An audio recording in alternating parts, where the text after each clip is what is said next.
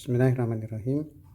Mahasiswa sekalian, pada pertemuan ini kita akan lanjutkan kembali bahasan kita, dan sekarang kita akan mulai bagaimana gaya itu saling mempengaruhi satu sama lain. Ilustrasi yang dibuat oleh penulis yaitu menceritakan tentang seseorang yang berjalan-jalan bersama dengan kucingnya, dan orang tersebut oleh kucing tersebut dihubungkan dengan tali, sebuah tali, dan ketika orang dan kucing tersebut berjalan bersama-sama dengan kecepatan yang sama, maka kita bisa melihat bahwa seolah-olah tali ini tetap kendor, tidak ada gaya yang menarik baik ke kanan ataupun ke kiri. Sama posisinya ketika keduanya dalam keadaan diam. Jadi ada dua posisi. Yang pertama, ketika keduanya dalam keadaan diam, maka tali ini akan tetap melengkung seperti ini. Dan ketika keduanya bergerak dengan kecepatan yang tetap,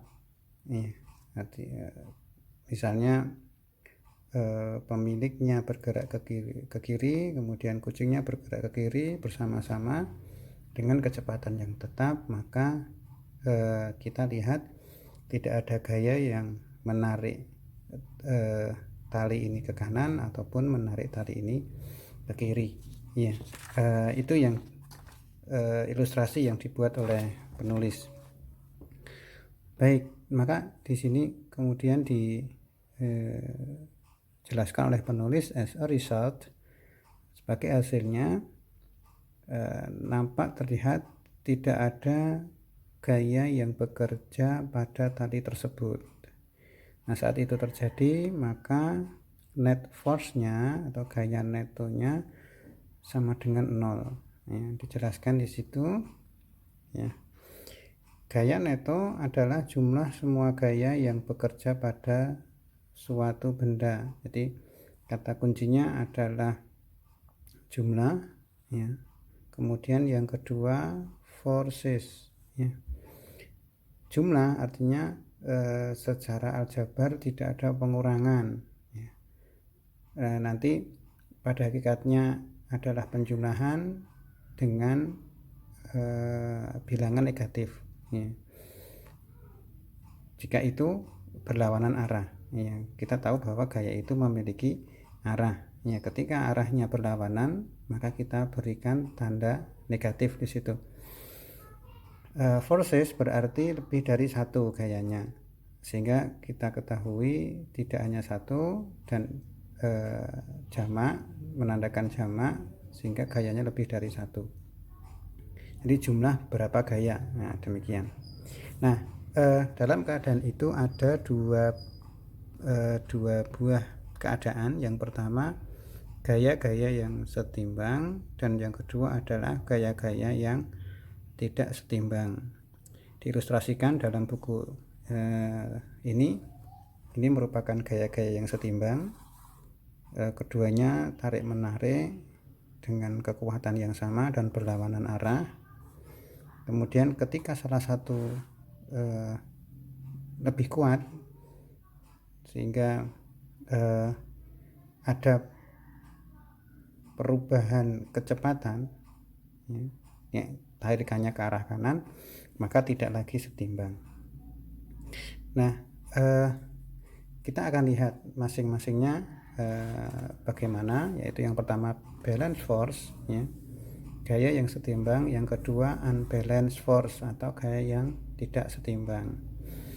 Ketika gaya neto itu arahnya atau besarnya sama dan arahnya berlawanan, maka akan menjadi atau muncul gaya yang setimbang. Ilustrasinya kita akan lihat.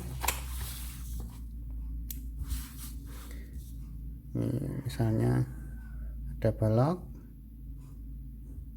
seperti ini, yang ditarik ke kanan sebesar F1, kemudian ke kiri sebesar F2, misalnya demikian. Taruhlah ini 100 Newton, kemudian F2 juga 100 Newton. Maka kita bisa lihat besarnya sama dan arahnya berlawanan. Oleh karena itu sistem ini berada di dalam kesetimbangan. Nah, kemudian gerakan dari balok ini akan tidak berubah. Kita lihat penjelasannya. Gerakan dari benda tidak berubah ketika gaya-gaya yang bekerja padanya setimbang. Ada satu hal yang perlu diperhatikan,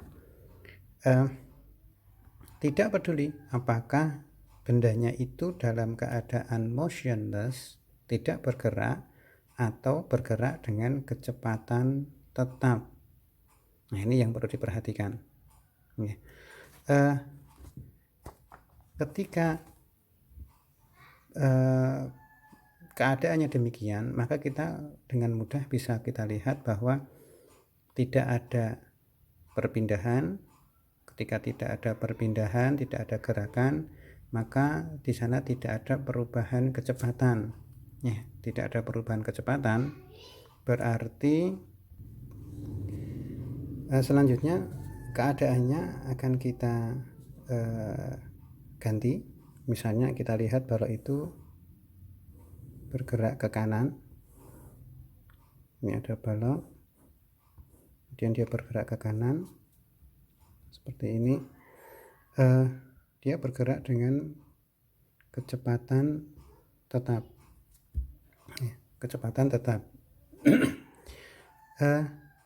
Dalam gerakan dengan kecepatan tetap ini, maka tidak ada percepatan. Suatu ketika kita berikan gaya secara serentak, demikian, ini F1 100 Newton, kemudian ini F2 100 Newton, maka kita bisa lihat gaya netonya sama dengan 0, sama dengan keadaan yang di atas. Ini kalau dijumlahkan gaya netonya, F netonya kan sama dengan F1 ditambah negatif F2.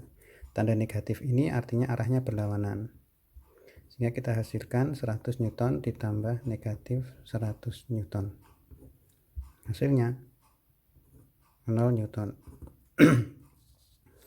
Hal ini sama dengan keadaan yang kedua, hasilnya 0 Newton, maka benda ini akan tetap bergerak ke arah kanan dengan tanpa berubah kecepatannya, sehingga tidak ada percepatan di sana. Baik yang di atas maupun yang di bawah sama-sama tidak muncul percepatan. Kenapa? Karena tidak ada perubahan kecepatan. Nah, itu yang disebut dengan keadaan setimbang. Jadi meskipun bendanya diam, ini bendanya dalam keadaan diam, kemudian yang kedua ini bergerak cuma dengan kecepatan tetap. Nah, keduanya ini baik diam maupun bergerak dengan kecepatan tetap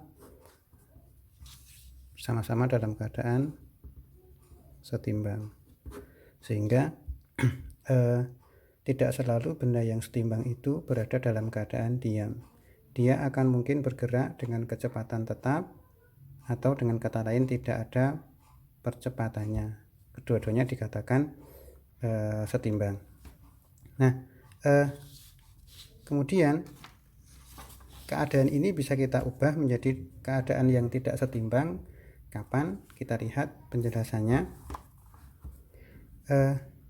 Ketika gaya-gaya yang bekerja itu tidak sama, atau dan atau dalam keadaan berlawanan arah, maka disebut dengan gaya-gaya yang tak setimbang. Nah, gaya-gaya tak setimbang itu terjadi bagaimana? Kita akan lihat. Kita lihat yang keadaan yang diam dulu ini. Nah, ini kita lihat ketika